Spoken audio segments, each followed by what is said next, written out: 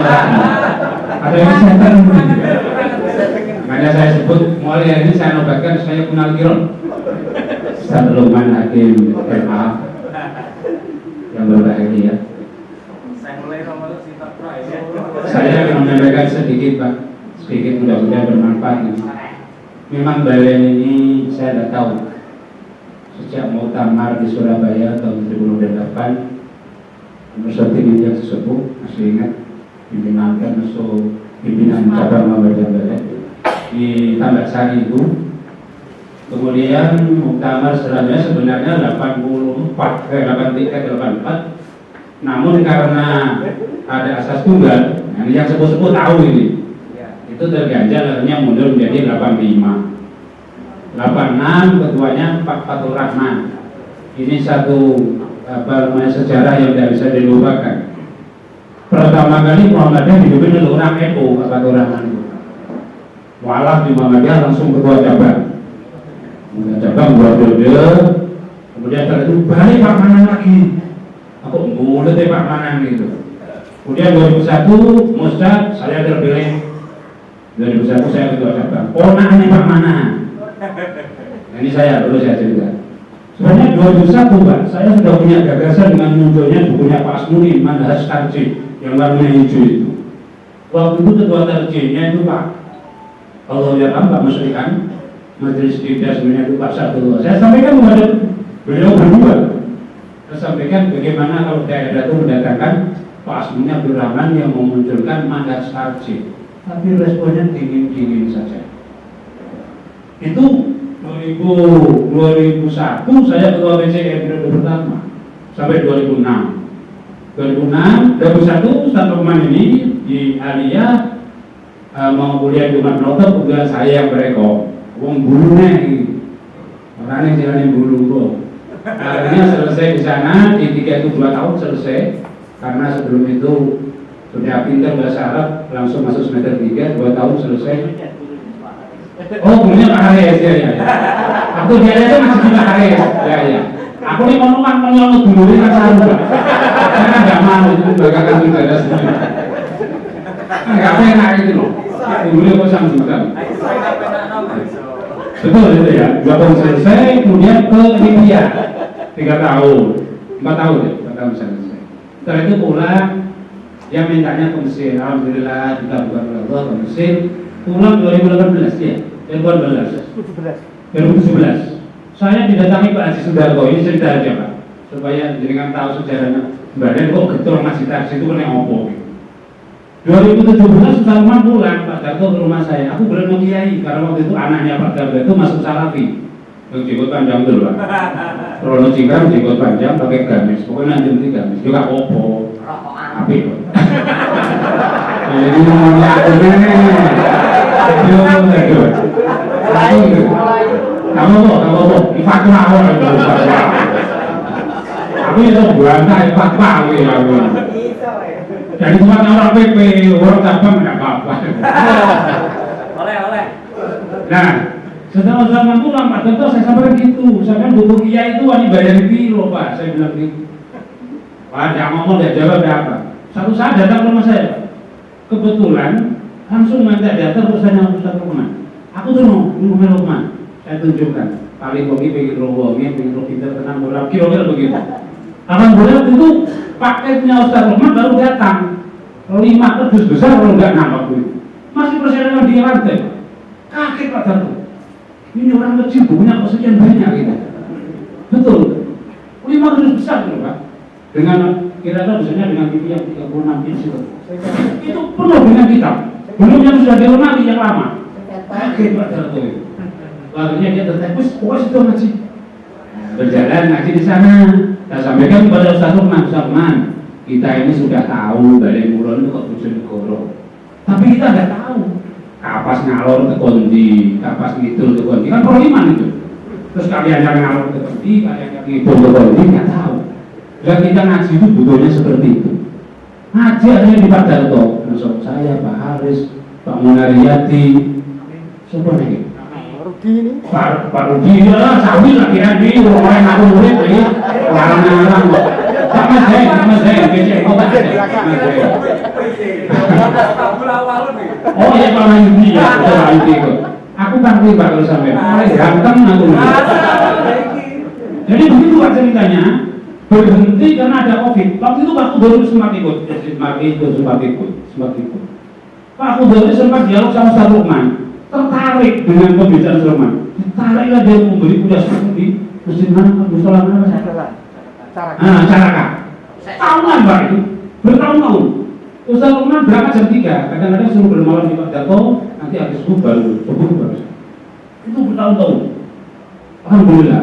Jadi Ustaz Lukman ini percaya, yang percaya Ustaz Lukman itu termasuk Pak Mazahir, Pak Kudori, Pak Gadi, ya kita. Akhirnya Alhamdulillah sangat pernah mengundang Mas Lukman di sana Pak sebelah. Berapa itu mana Pak? Tapi pernah di saya orang sana ngandung Ustaz Lukman itu Syiah. Berarti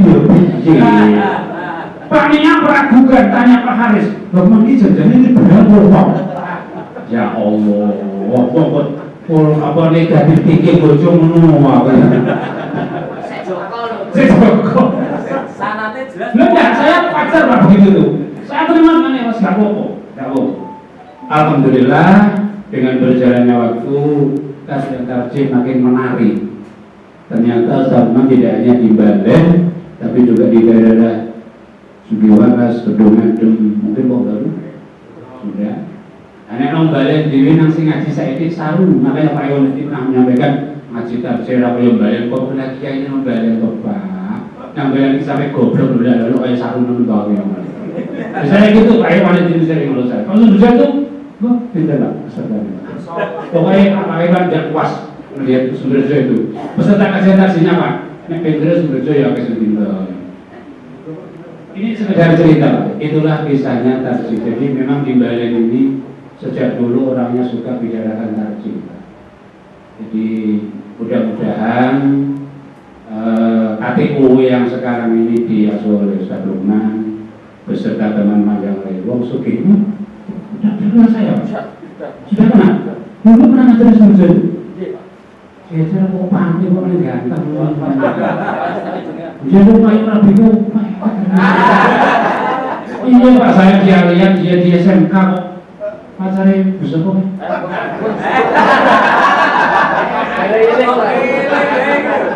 Itu yang ngajar dia tulis apa? Orang berapa itu sobat? Pon supe ya Pak. Saya lupa. Iya betul tadi gojrak supe. Nah saya tuh kaget Pak. Kok berawalnya orang berani menambah wong sugih gitu. Tahu. Tapi ada apa-apa.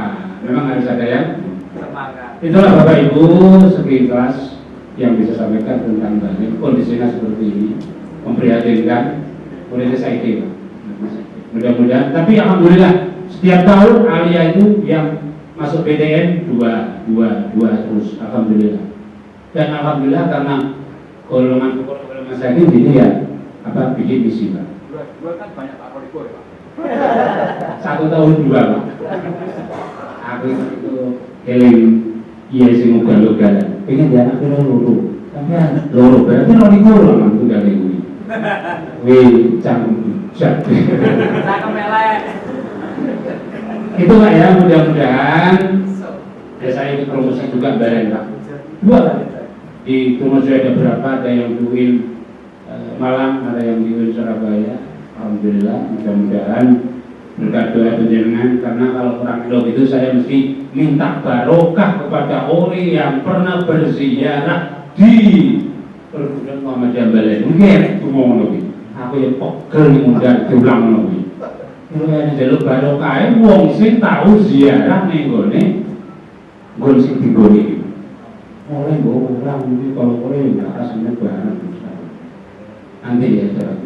Itu Bapak Ibu yang bisa saya sampaikan. Mudah-mudahan dengan betah. Saya sebenarnya dibatasi 10 menit, maka harus kali lagi 10 menit. Mudah-mudahan kehadiran jaringan ini menambah semangat kita semua untuk belajar agama, utamanya ketarjihan ini, supaya nanti kita mengajar itu wawasannya lebih luas dan lebih daripada dibandingkan dengan yang lain. Nah, ini termasuk khususnya Balen dulu. Wassalamualaikum warahmatullahi wabarakatuh. yang saya hormati Ketua Panitia Halal Bihalal KTO, kemudian juga PCM Banen, kemudian bapak-bapak dan ibu sekalian, banyak yang dari luar daerah tadi, dari Pasuruan, kemudian Tuban, kemudian Sidoarjo, kemudian ada yang mau online juga tadi dari Garut. Cumanya keterbatasan panitia jadi tidak bisa menyediakan link Zoom. Ya mungkin tahun ke depan ya. Tapi alhamdulillah peserta yang datang saya kira meskipun mungkin tidak sesuai yang kita prediksi, tapi alhamdulillah cukup banyak lah. Dibuat bangga-banggaan, show off juga sudah bisa gitu. Dan sebelumnya Bapak dan Ibu sekalian yang dimuliakan Allah, saya ucapkan taqabbalallahu minna wa minkum, qulu amin wa antum bi khairin. Karena kita masih di suasana Syawalan gitu. Dan sebenarnya nanti kalau kita lihat KTO itu sudah berdiri gitu, itu tahun 2018 itu ya yang kecil itu ya. Ini 2018 itu tanggal 12 bulan 4 2018, cukup lama. Tapi baru kali ini kita serius untuk melakukan halal bihalal.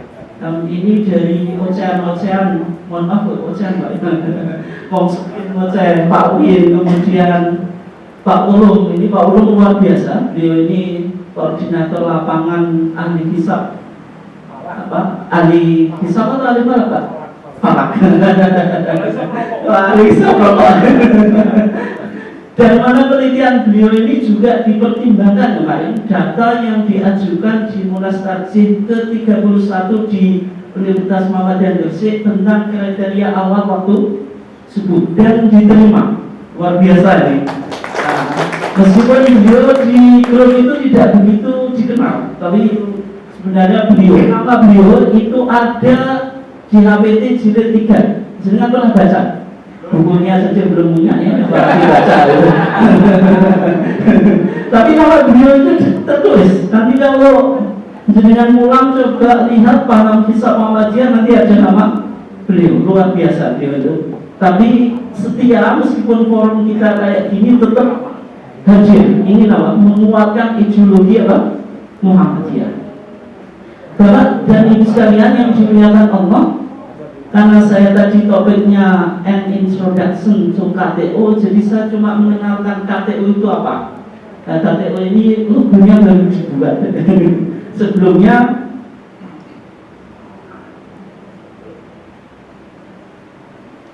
Sebelumnya ada logo KTO. Ya kira-kira gini.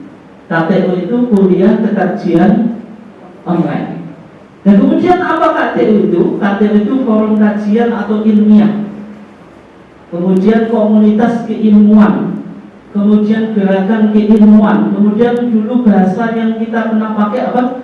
Cangkruan ilmiah dan yang lainnya. Artinya KTO ini ya forum-forum ilmiah yang sukanya bahas-bahas itu, nggak tahu yang dibahas apa, pokoknya ilmu itu, nggak tertarik pada politik, nggak tertarik pada uang, tertarik nggak Pak? Nah, terus pokoknya yang dibahas apa? Keilmuan. Dan kalau kita lihat deskripsi grup itu kajian tentang manhaj tarjih. Jadi ya yang dikaji itu manhaj tarjih. Pak Robi tadi sudah menyampaikan semangat beliau untuk mencoba memahami Muhammadiyah itu dari manhajnya, dari metode istinbat hukumnya. Sehingga Pak Robi tadi menyampaikan ada buku yang mungkin Bapak Ibu sekalian juga belum punya, apa? Manhaj Tarjih, Teori dan Aplikasi, yang ditulis oleh Profesor Asmuni. Kemudian kita punya HPT jilid 1 dan jilid 3, jilid 2 belum keluar Pak atau Bu. Biasanya saya sering kemana-mana saya juga. HPT kita sudah ada berapa? Pasti jam 1 atau 2. Ada jam 1, 2, 3. Padahal yang 2 kemudian ada fatwa, ada isu-isu pemikiran ke Muhammadiyah. Dan ini yang semuanya menjadi fokus dan objek kajian KTO. Dan kalau kita lihat ditambah lagi apa? Oke, kalau kita lihat di grup kita itu ada tata tertib grup ini, nggak usah saya baca ya, tapi intinya Bapak dan Ibu sekalian yang sudah ikut grup tahu. Nanti kalau yang belum, ya karena tadi masuk itu ada absensi, ya mudah-mudahan nanti kalau menyantumkan nomor WA-nya kita masukkan gitu. Yang intinya semuanya sangat ilmiah gitu. Misalnya di sini saja tidak ada senioritas di grup, dan anggota grup berisi dari orang-orang dengan latar belakang dan pengalaman yang berbeda-beda. Jadi semuanya acuannya pada data dan nuansa keilmuan. Pokoknya ngomong apa saja, yang penting ada data yang disampaikan itu bisa didiskusikan. Nah kemudian Bapak dan Ibu sekalian yang dimuliakan Allah, karena waktu kita terbatas saya agak ngebut ini. Apa yang menjadi historical background berdirinya KTO itu, atau latar belakang berdirinya KTO? Ada faktor internal, ada faktor apa? Eksternal. Ya misalnya faktor internal tadi, kurang sosialisasi. Artinya di Muhammadiyah itu kita sudah memiliki referensi keagamaan, baik yang ada di dalam HPT dan TJA. HPT itu himpunan putusan tarjih, TJA itu apa?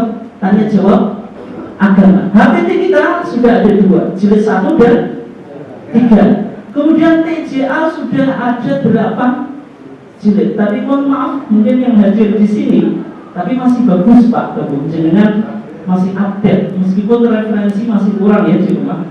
Itu belum punya loh. Atau mungkin punya nggak lengkap. Yang lengkap mungkin bisa dihitung, ya kan?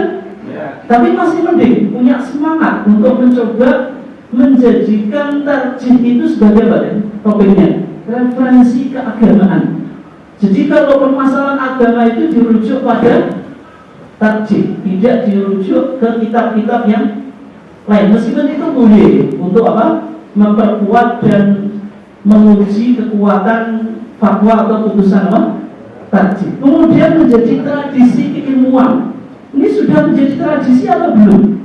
Nah itu belum pasti. Dan di ranting-ranting kita, cabang-cabang kita juga belum banyak melakukan kajian dengan merefer apa tadi? 10 referensi yang kita miliki tadi. Ada TJA sudah ada berapa? 8 jilid, HPT sudah ada apa? 2 jilid. Sehingga perlu untuk disosialisasikan gitu. Nah, sehingga kalau kita lihat misalnya kita ketika bicara tentang sholat, tuntunan sholat, pasti warga Muhammadiyah tahun 1980-an itu yang terkenal apa Pak? Pengajaran sholat An-Hasan. Sekarang itu apa? Sifat sholat Nabi Syekh Albani. Tapi bukan Syekh Kiwo, Syekh Tanunari. Kalau saya disebut Syekh tadi ya sekarang Syekh Kiwo saja. Ya, itu Syekh Albani. Apakah itu tidak boleh? Boleh. Tetapi buku-buku itu dijadikan untuk menguat fatwa dan putusan kita. Dan ternyata di Masjid Muhammadiyah ketika ada permasalahan itu jarang merujuk pada apa? HPT. Sehingga dalam konteks sholat tadi merujuk pada apa? Pengajaran sholat An-Hasan, kemudian apa? Sifat sholat Nabi. Dan ada di beberapa ranting. Ini insya Allah datanya valid. Kajian itu lebih populer sifat sholat Nabi daripada apa? Tarjih. Padahal tarjih kita itu sudah bicara tentang tuntunan sholat. Di HPT jilid 1 itu ada kitab apa? Kitab sholat 1929 putusan Solo. Itu padahal sudah 1929, sudah lebih dari 1 abad. Tapi banyak warga Muhammadiyah yang belum mengenal. Kemudian di Munas Tarjih di Jogja tahun 2015, bagaimana dalam HPT jilid 3 itu sudah juga dibahas apa? Tuntunan sholat 5 waktu. Dan ini jarang dikaji di lingkungan apa? Muhammadiyah gitu. Nah, sehingga KTO ini perlu datang untuk mencoba melakukan sosialisasi. Meskipun sosialisasi dengan bahasa tadi ya cuma nyangkruk, cuma apa? Diskusi ilmiah tidak jelas. Tapi nuansanya apa? Ilmu. Kemudian yang kedua ada perbedaan penafsiran dan kesalahan pembacaan. Ini karena apa? Karena kurang begitu update dalam membaca apa? Putusan atau fatwa apa? Tarjih. Putusan tarjih itu selalu update dan berkembang, sehingga buku yang kita ikuti juga harus apa?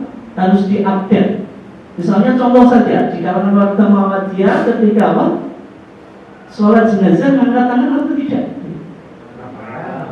Ternyata di kitab Janais kita mengangkat tangan. Artinya itu putusan. Kalau sholat idean mengangkat tangan atau tidak? Mengangkat. Itu meskipun apa statusnya fatwa. Tapi di lingkungan warga Muhammadiyah terbalik. Yang terjadi apa? Kalau awak mau ngangkat tangan, ini semua Muhammadiyah tidak bakal cepat. Karena bersama dengan mazhab Syafi'i. Artinya Muhammadiyah kan yang penting beda dengan mazhab Syafi'i. Tidak tahu bahwasanya Muhammadiyah dalam konteks ini sama dengan mazhab Syafi'i. Yang kedua, mengabaikan dan menolak. Tarjih itu terkesan ulamanya liberal. Saya tadi juga disebut Syiah juga. Saya tidak tahu dari mana ini kesimpulan ini. Kemudian ketika saya bicara pendekatan, ada Burhani, Bayani, kemudian Irfani. Oh, angel-angel mengkaji agama. Kok gak langsung Quran dan Sunnah gak wis ya, karena Muhammadiyah kadang cenderung memakai bahasa-bahasa akademik sehingga tidak bisa dipahami oleh warga kita. Tertarik dengan penyampaian kiai atau ustadz yang ustadz sunnah itu. Kalau masih saja ini bukan ustadz sunnah, ustadz bid'ah atau apa gitu. Nah itu artinya apa? Karena susah dipahami ya, lebih cenderung pada apa? Pemahaman di luar apa? Muhammadiyah. Kemudian KTU itu lahir karena faktor eksternal. Ada ideologi Islam transnasional, artinya ideologi yang secara umum datang dari Timur Tengah. Misalnya dalam penelitian Profesor Munir Mulkan, itu Muhammadiyah itu paham keagamaannya terkadang tidak terwujud, memiliki banyak varian. Tapi ada varian yang positif, ada yang negatif. Tapi dalam konteks ideologi, tentu kalau banyak varian ini memperlambat apa? Tasdid yang ada di Muhammadiyah, sehingga ada arus besar dari transnasional itu. Misalnya, mohon maaf, ini paham Salafi, sehingga memunculkan Muhammadiyah yang disebut sebagai Musa. Muhammadiyah apa? Salafi atau Mursal. Mursal tidak nakal, atau hadis yang salah satu perawinya atau lebih apa? Gugur. Tapi Mursal di sini apa? Muhammadiyah rasa Salafi tadi. Ya, melihat orang hanya, mohon maaf, ini sekedar jenggot dan cingkrang. Nah, kalau jenengan pagi setar jenggot saya, jenggotnya saya potong ya. Ini sudah tidak masuk kriteria mereka. Atau kalau jenengan rata-rata ya isbar, ini isbar semuanya di bawah mata kaki. Artinya memunculkan pemahaman agama yang semacam ini. Dalam arti membaca teks itu sangat apa? Literal, tidak dicari ilah. Kenapa Rasulullah itu apa? Misalnya menyuruh memanjangkan jenggot, atau dulu dalam konteks zaman Rasulullah apa? Yang memanjangkan kainnya di bawah neraka itu ma'aswala minal ka'bain fafinar. Itu kenapa kok demikian? Tanpa dicari apa? Ilah. Maka di bukunya Profesor Asmuni itu ada metode yang disebut apa? Ta'lilun nusus atau taklilun nas, yaitu mencari ilah dari apa? Dari teks keagamaan. Itu penting. Dalam arti nanti kalau kita lihat istiadat Muhammadiyah itu terkadang mencari ilahnya. Misalnya dalam kasus apa? Ini Pak Ustaz Ulum ini kan memperjuangkan apa tadi? Hisab, tapi hisab Muhammadiyah loh Pak, bukan hisab versi jenengan tadi. Nah, kenapa kalau Muhammadiyah beralih dari apa? Yang ke hisab itu juga pakai teori ilah di samping teori perubahan apa? Hukum. Ini metode pengambilan hukum yang pelik. Ketika orang Muhammadiyah nggak mengikuti tarjih, ya kesimpulannya tadi Muhammadiyah apa? Liberal, kemudian Muhammadiyah nggak sunnah, tidak Quran dan sunnah. Padahal Muhammadiyah di sini konteks ini membedakan, ini wilayah ta'abbudi, ini wilayah apa? Ta'abbudi. yang wilayah ta'abudi itu puasanya, ada pun metode penetapan awal bulan Qamariyah itu berkembang sesuai dengan konteks apa? Zaman. Oke. Kemudian ada Muhammadiyah HTI atau Mufti, tidak puas terhadap sistem pemerintahan kita. Dianggap ideologi kita apa? Tauhid gitu. Muhammadiyah tidak berusaha untuk merubah sistem yang ada. Padahal Muhammadiyah pandangannya jelas. NKRI ini disebut Darul Ahdi Wasyahadah. Artinya ada loyalitas, tapi tentu Muhammadiyah tidak sampai punya jargon NKRI apa? Teman-teman Kokam. Kokam atau mau punya jargon kayak gitu? Enggak loh. Nah, gitu. Tapi tidak sampai lah kita apa menyel-nyelkan itu kan itu. Kemudian ada Mufi Muhammadiyah apa? FPI dianggap dakwah amar ma'ruf yang nahi munkar di Muhammadiyah ini belum maksimal. Kokam juga tidak pernah sweeping. Pernah sweeping nggak Pak? Ada banyak maksiat. Nanti habis kajian ini pakai mobil di sweeping lagi. Nah, ini menganggap Muhammadiyah apa masih lemah dalam konteks apa? Nahi munkar, sehingga memunculkan model Islam yang mungkin ya dalam tanda kutip mungkin intoleran atau tidak moderat ya. Kemudian ini pernah di SM ya tahun 2015 ini dikaji tentang beda Muhammadiyah dan Salafi. Tidak usah saya sampaikan karena saya cuma mengantarkan nanti dialog kita yang lebih banyak. Nah, KTO itu kalau kita lihat dakwah KTO itu ada online, kita punya WhatsApp group, punya YouTube itu. Ini bisa diikuti. Kemudian secara offline Ramadan, sebelum Ramadan ini kita didukung oleh Rasisme mengadakan kampusmu, kajian puasa Ramadan gitu. Selama 1 bulan itu insya Allah mengcover semua topik-topik yang bicara tentang puasa dan permasalahannya sesuai dengan apa? Tarjih. Kemudian kita juga punya kajian PCM, ini juga disupport oleh Rasisme Bojonegoro dalam mencoba mensosialisasikan kekajian, sehingga banyak Bapak dan Ibu sekalian mulai paham kajian itu ternyata ada keilmuannya, bukan semacam yang kita pahami selama ini. Ternyata kekajian itu apa? Menarik. Kemudian ada kajian mandiri dan sebagainya. Kalau kita lihat KTO itu ada 4 ya. Ini setiap tahun saya mendirikan 1. Cumanya untuk tahun 2002 ini saya belum mendirikan karena melihat sejauh mana respon warga Muhammadiyah. Artinya dengan grup-grup ini kita bisa mensosialisasikan kekajian tidak hanya di Bojonegoro, tetapi juga di luar Bojonegoro. Kemudian kita juga punya YouTube channel KTO, sehingga Bapak dan Ibu sekalian diminta untuk like, suka, komen mengomentari, share menyebarkan, dan yang paling penting ini subscribe. Pasti tidak mau.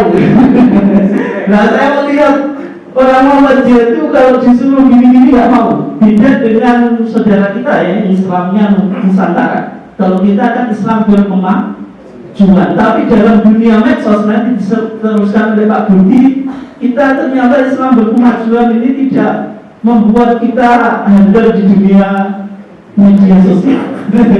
Jargon yang kita usung berlawanan dengan fakta di lapangan. Kajian yang PP, jenengan lihat zoomnya itu isinya berapa? Tidak full. Coba tanya Ustaz Turun. Apalagi KTO bisa dihitung, tapi kita tetap harus ada jihad untuk ini di dunia medsos. Nah, sehingga dunia maya Pak, karena kita sekarang hidup di dua dunia. Ada yang pertama ada Lukman Hakim Official, ini channel saya. Kemudian ada Cahaya Media 12, nanti Pak ini miliknya Pak Budi. Kemudian ada juga channel Lazisbu, ini khusus bicara tentang puasa menurut tarjih. Kemudian ada juga sebelum Pak Iwan tadi ngomong kajian nggak mau yang bareng Pak. Tapi di BCM Bejo juga ada teman-teman yang berusaha untuk melakukan sosialisasi kekajian, sehingga di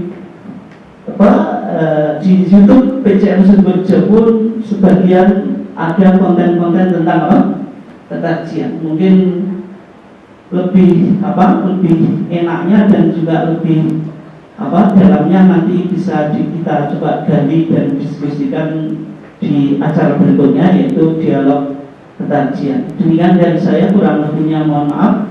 Wassalamualaikum warahmatullahi wabarakatuh.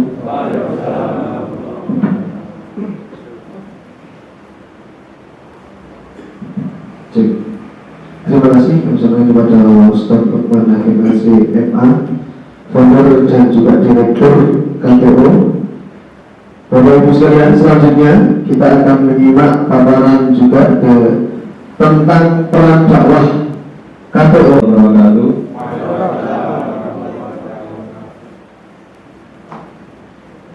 Alhamdulillahirabbil alamin, wassalatu wassalamu ala Muhammadin wa ala alihi wa ashabihi ajma'in. Amma ba'du. Yang kami hormati ini sepuh, para kiai, Bapak Ibu dan rekan-rekan sekalian. Alhamdulillah pada kesempatan siang kali ini kita bisa hadir semuanya pada ruang yang mudah-mudahan sangat bermanfaat, yang mubarakah, dan pada acara halal bihalal dan silaturahmi KPO pada tahun ini atau ini adalah tahun pertama. Bapak Ibu yang kami hormati, untuk sesi ini nanti kira-kira saya akan sedikit menyampaikan sekitar kurang lebih 10 menit, kemudian nanti akan lebih banyak terkait dengan diskusi pada sesi yang keempat. Nanti akan dipandu oleh Pak Sena yang terakhir. Bapak Ibu sekalian, jadi dari beberapa pertimbangan kita mencoba untuk merumuskan terkait dengan pendokumentasian kajian-kajian kekajian. Jadi mungkin kalau kita berawal atau kita melihat pada periode-periode yang lampau, jadi ketika ada Pak Yai Hasim Amin, kemudian ada Pak Yai Musrian dan sebagainya, Pak Yai Kasnari dan seterusnya, itu yang melakukan kajian-kajian rutin di mana-mana. Kalau di Sumberjo itu dulu ada yang namanya kelompok kajian Islam Ba'dal Maghrib, setiap habis maghrib. Di Sumber Agung itu ada yang namanya kelompok studi Islam Ulul Albab dan seterusnya. Dan itu berlangsung bertahun-tahun.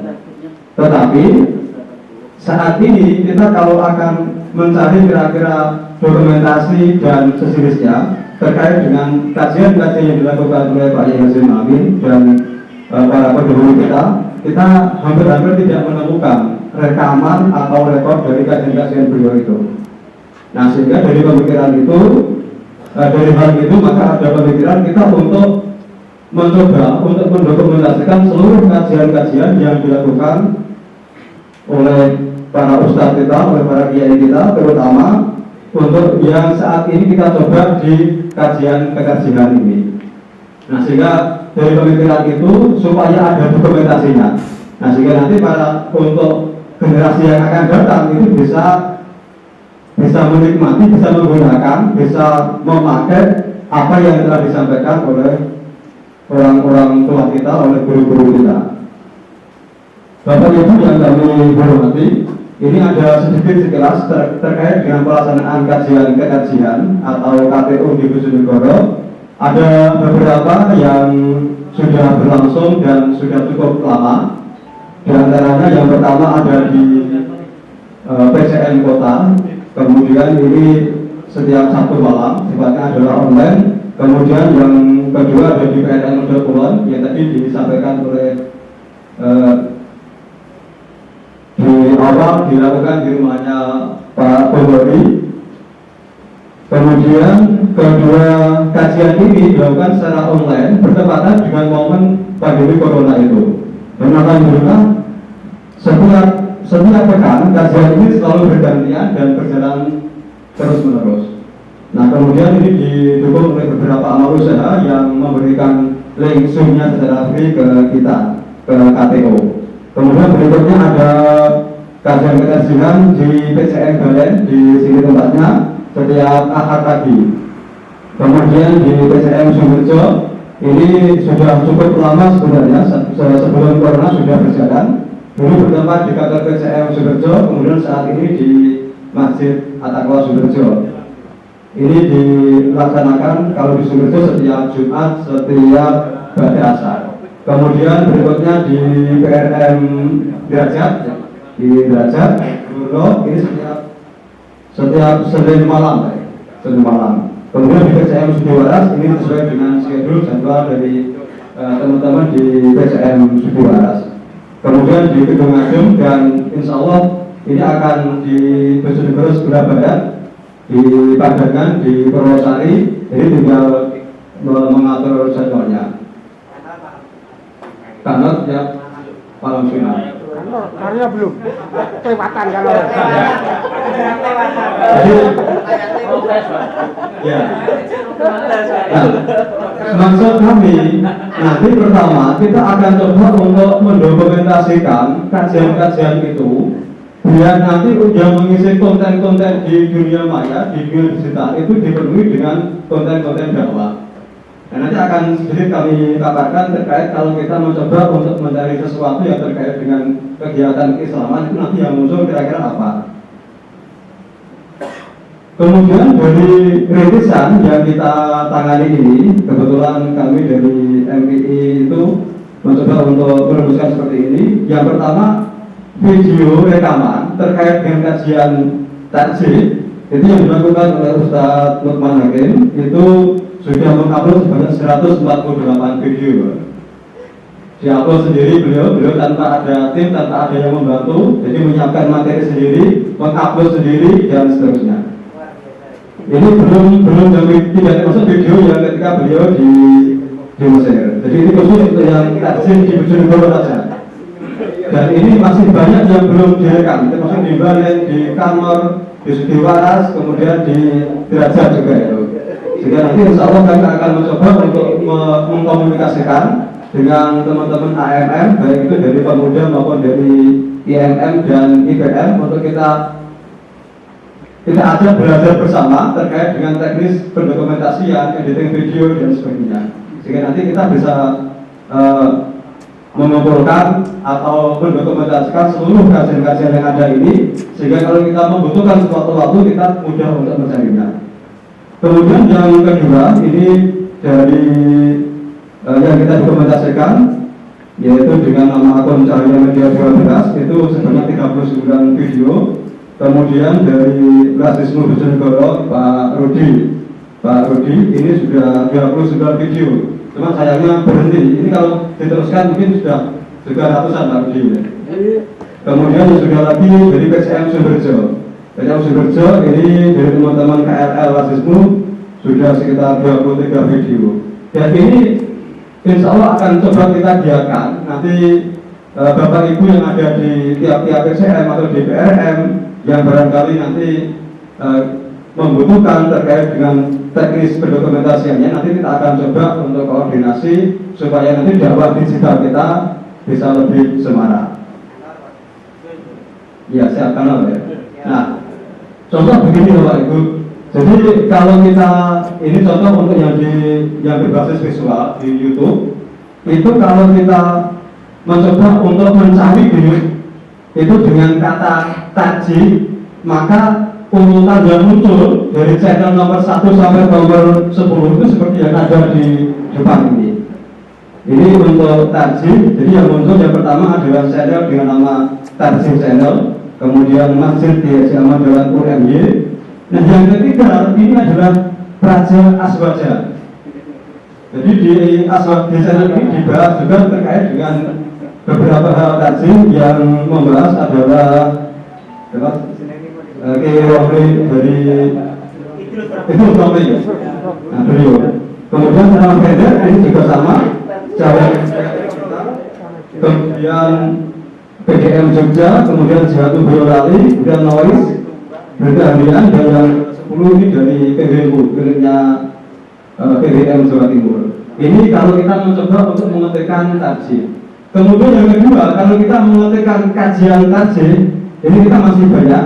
Jadi yang pertama muncul adalah TPMU, kemudian PCIM Arab Saudi, kemudian Automah TV, ini Muhammadiyah Banjarmasin, kemudian muncul lagi Praja Aswaja. Jadi ini teman-teman kita juga terkait dengan tarjih. Kemudian sampai ke Jihadul Boyolali dan seterusnya. Nah ini kita bisa melihat sebenarnya di sekitar kita atau kita sendiri itu keberpihakan untuk mendokumentasikan kajian-kajian keislaman itu sampai seberapa. Nah ini kita masih menggunakan kata kajian tarjih yang mungkin identik dengan miliknya Muhammadiyah. Sekarang kita akan coba lagi mencari dengan nama fikih Bapak Ibu. Di YouTube itu kalau kita ketikkan fikih, itu yang muncul pertama kali adalah Yufik, Yufik Edu. Kemudian yang kedua Al-Bahjah, miliknya Buya Yahya itu. Kemudian yang ketiga Ngaji Lalu Kiai, ini Besra.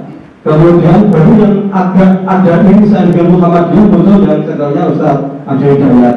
Sampai ke bawah tidak ada. Jadi fikih itu yang muncul 10 besar itu yang paling banyak yang kami tampilkan itu.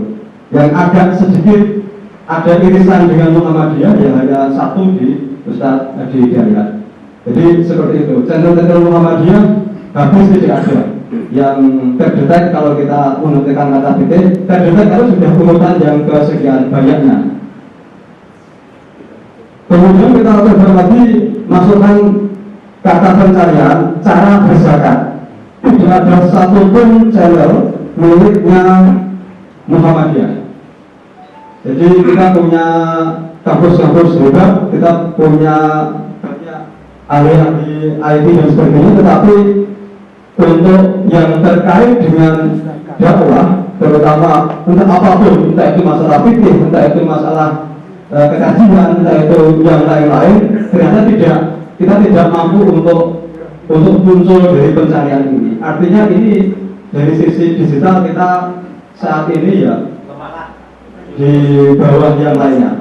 Jadi kita sendiri kalau kami sampaikan untuk Rumah Iso TV ini yang miliknya teman-teman yang tadi yang saat ini sedang gencar-gencarnya kajian kemana-mana. YouTube juga sama. Dan memang kalau kita melihat ke studio tempat mereka luar biasa. Jadi mulai dari stakeholder kebijakan, dari pimpinannya sampai ke bawah itu mampu untuk mengeluarkan biaya yang cukup besar untuk membuat studio-studio. Kita alhamdulillah di Bojonegoro untuk studio podcast belum punya sama sekali. Nah, ini mungkin nanti Ustaz Dari dan Pak Rudi yang barangkali bisa mengalokasikan sumber dayanya untuk terkait dengan ini Pak Rudi. Termasuk di Banda ini kelihatannya ada banyak ruangan yang barangkali juga bisa kita memulai. Masuk Pak Eko. Jadi itu terkait dengan beberapa fakta-fakta yang barangkali bisa kita tampilkan. Ini untuk yang di YouTube Bapak Ibu.